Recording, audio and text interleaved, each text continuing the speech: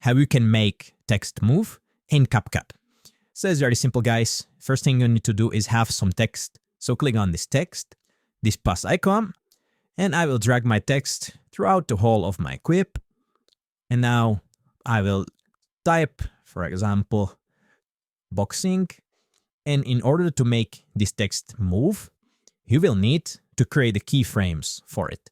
So click it, select it, and then as you can see, down here in this basic,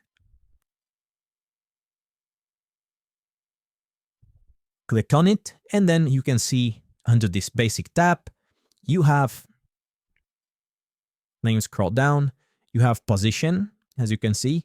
So click on this keyframe, and at this time of the video, the position will be 0 in X and 0 in Y axis.